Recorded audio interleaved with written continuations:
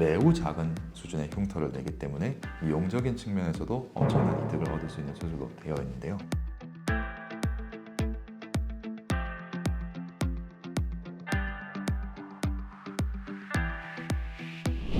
헤라 클래스! 안녕하십니까. 클래스병원 임성민. 임진우입니다. 오늘은 임성민 원장님과 함께 무지의 반증의 미카 그리고 미타 수술에 대해서 알아볼 건데요. 우선 무지의 반증이란 도대체 무엇일까요? 이거 뭐 의학적으로 설명하기 그렇고요.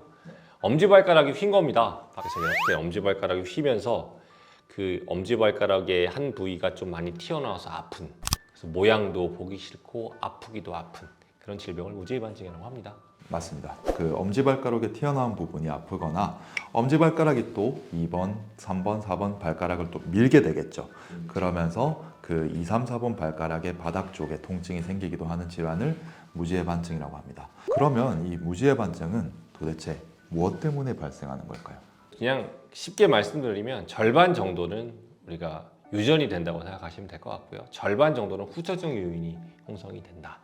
좁은 신발을 신거나 발을 이렇게 좀 좁은 공간에 몰아놓는 그런 형태의 신발을 많이 신는 분들이 후천적 요인에 해당될 것 같고요.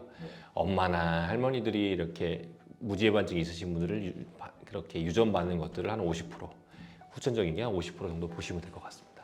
이 무지의 반증을 그러면 어떻게 치료할 것인가? 그것도 이제 중요한 문제가 될 텐데, 사실 교정기를 통해서는 일시적인 증상의 호전은 이룰 수 있지만 완전 근본적인 해결은 되지 않는 것으로 밝혀져 있습니다. 그래서 일반적으로는 완벽한 해결을 위해서는 수술을 추천을 드리는데, 무지의 반증에서 수술은 어떤 분들이 고려를 해야 되나요?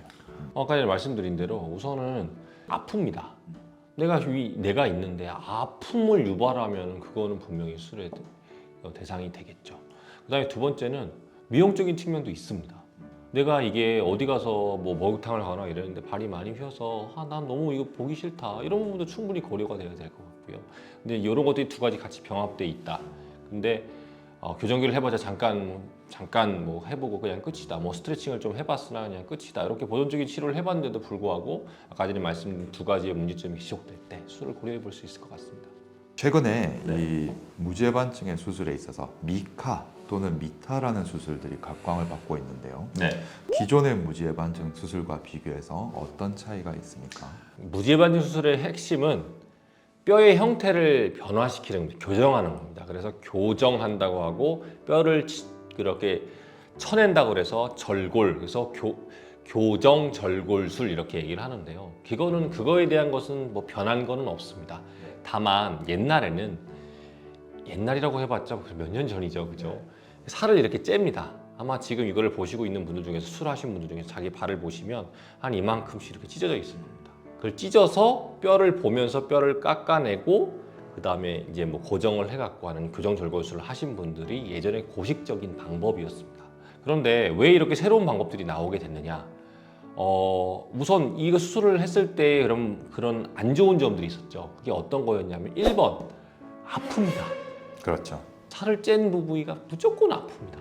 그 한 부위가 이제 절골술을 해놨기 때문에 재활하려고 그러면 이렇게 재활 기간도 좀 오래 걸렸습니다. 디디는 기간도 오래 하고 그 다음에 깁스하는 기간도 좀 오랫동안 했었습니다. 근데 이런 부분들, 깁스도 오래 해야 되고 재활도 오래 해야 되고 많이 아픈 것들, 이런 것들을 개선하려면 어떻게 해야 될까라는 고민에서 나온 것 같습니다. 맞습니다. 그리고 아까 임성민 원장님께서 말씀해 주셨듯이 미용적인 측면을 고려한다라고 했는데 10cm 이상의 흉터가 나면 발 모양은 좋아졌지만 그만큼의 흉터를 얻은 거예요. 그래서 어떻게 보면 미용적으로 이제 환자가 완벽하게 만족할 수 있는 수술이 아니었던 거죠. 기존의 수술들은. 그래서 최근에 이제 개발된 수술 같은 경우에 미카, 미타와 같은 경우에는 매우 작은 수준의 흉터를 내기 때문에 미용적인 측면에서도 엄청난 이득을 얻을 수 있는 수술로 되어 있는데요. 그러면 이 미카와 미타 수술은 과연 정확하게 어떤 거죠?